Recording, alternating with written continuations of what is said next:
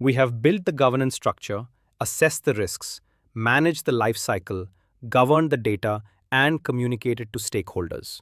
Now comes the part that determines whether your aims actually works in the real world: operations. Because a governance system that works on paper but breaks down under operational pressure is not a governance system, it is documentation. In this episode, we are covering how to manage AI operations day to day under ISO 42001. Operational procedures, KPIs, monitoring systems, incident classification and response, change management, and continuity planning. This is where the rubber meets the road. Let's get into it. Day-to-day AI operations under ISO 42001 means maintaining a continuous state of governance readiness, not ramping up for audits and relaxing between them.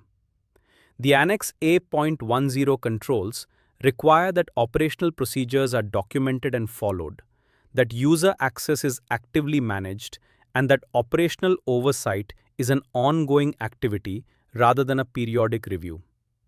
Documented procedures are only useful if people actually follow them. I worked with an organization that had excellent AI operational procedures, comprehensive, clear, and well organized.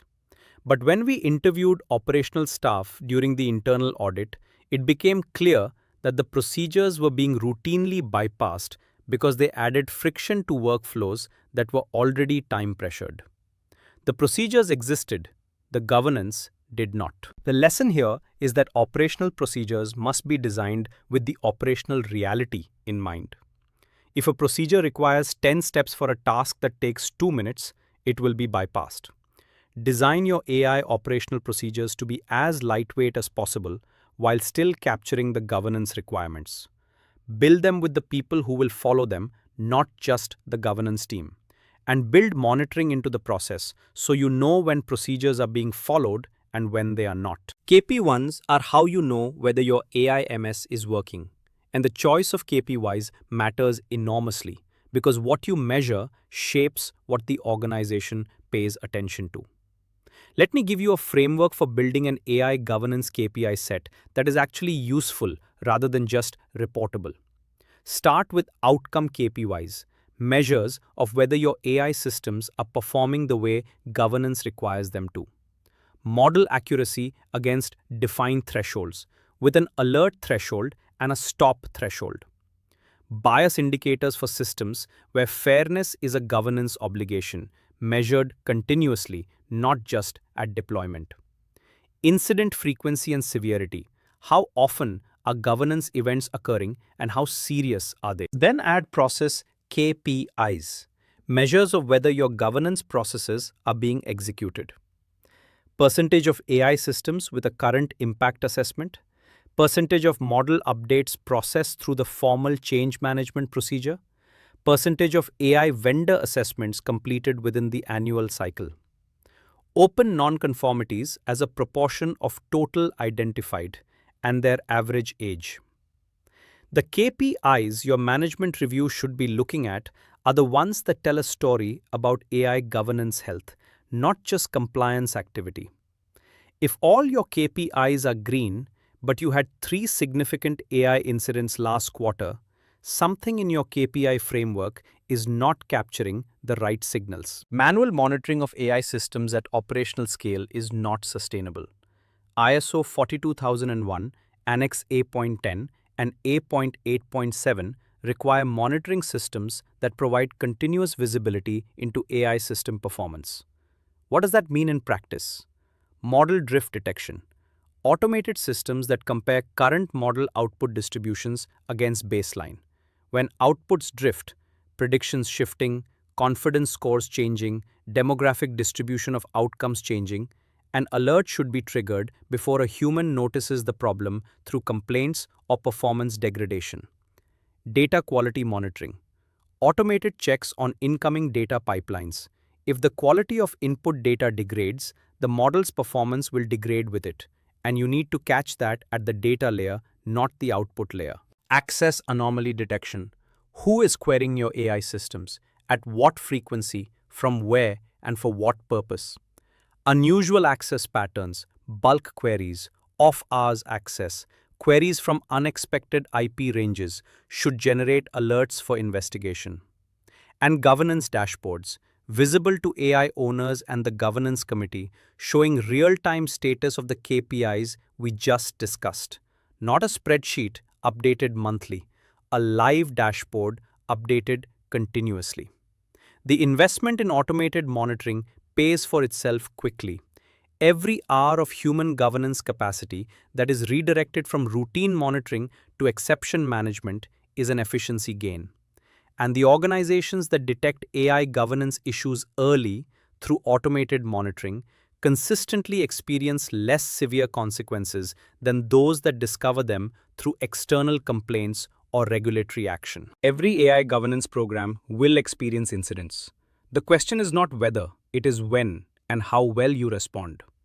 ISO 42001 Annex A.10.2 and the General Clause 10 improvement requirements together create an incident management obligation that covers classification, response, investigation, corrective action, and closure.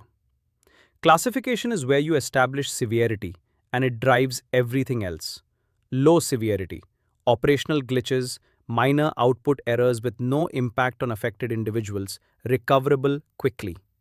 Medium severity, output errors that have affected real decisions, bias events, data quality failures that reached production.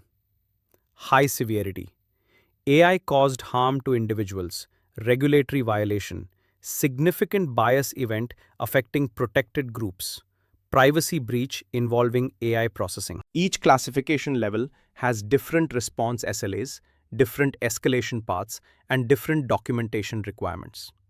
Your high-severity response procedure needs to include immediate containment, suspend or restrict the AI system if harm is ongoing. Notification, AI owner, legal, compliance, regulator where required by law. Investigation, structured root cause analysis, not just a quick fix. And corrective action, treatment of the root cause with verification that the correction is effective. Document every step. AI incidents that reach regulators or litigation become document review exercises. Your incident records are your evidence. Here is a fact that surprises many people new to AI governance. Every change to an AI model, however small, is a potential risk event. Updating a model's training data changes what it has learned. Changing a hyperparameter changes how it learns. Deploying on different infrastructure changes its operating environment. ISO 42001 Annex A.10.2 requires formal change management for AI systems, not just IT change management, but AI-specific change assessment. Your change management process for AI should require a change request documenting what is changing and why, a risk assessment specific to the proposed change, testing against defined criteria before deployment, approval from the AI owner, and a rollback plan in case the change produces unexpected behavior in production. The temptation in agile development environments is to treat model updates as continuous deployment. Push the change, monitor, fix if something goes wrong. That approach is incompatible with ISO 42001. Every deployment is a governance event. The monitoring and fix if wrong model is incident response, not change management. Governance requires assessment before deployment, not recovery after. We touched on human oversight in the life cycle episode. Let me go deeper here in the operational context, because how oversight works in practice is very different from how it is described in policy documents. The key operational question is, when the AI system produces an output that will affect a person, what does the human oversight process actually look like? Not what does the policy say, what actually happens. I have audited organizations where the policy says human review is mandatory for all high-risk AI decisions. But the operational reality is that reviewers are processing 50 cases per hour and spending an average of 72 seconds on each one. That is not meaningful human oversight. That is checkbox compliance. Regulators increasingly recognize the difference. Meaningful oversight means the reviewing human has sufficient information, context, and time to genuinely evaluate the AI output. It means they have the authority to override without career risk. And it means their override decisions are logged and reviewed, not buried. Build your operational oversight process with those requirements in mind and measure it. Track override rates, override reasons, and reviewer time per case. If those metrics look unrealistic, your oversight is not functioning as governance requires. Let's close with planning for two opposite challenges: growth and disruption. First, capacity management. As usage grows, can your AI infrastructure scale to keep up? Imagine a customer facing AI that buckles the moment demand spikes. Plan for success, not just for steady state.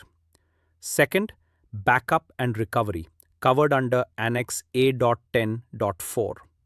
And here's a subtlety with AI.